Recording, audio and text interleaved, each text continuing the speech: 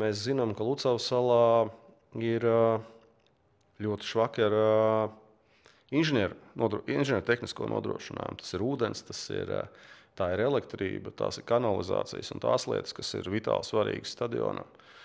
Un plus vēl, Lucavas salā ir zaļā zona, un pilsēta līdz šim to ir izskatījusi kā zaļās zonas attīstību.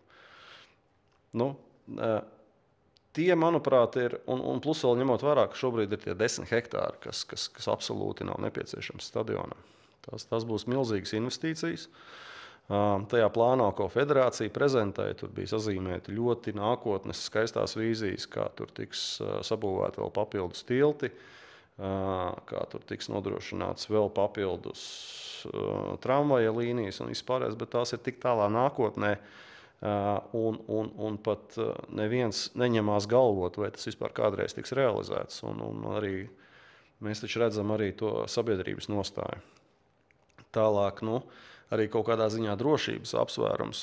Sala it kā ir liela, ja ir kāds apdraudējums, pa salu var izklīst, bet tas vienīgais evakuācijas veids ir tilts. Tas, manuprāt, ir tie lielākie. Un tas būs ļoti dārgs projekts.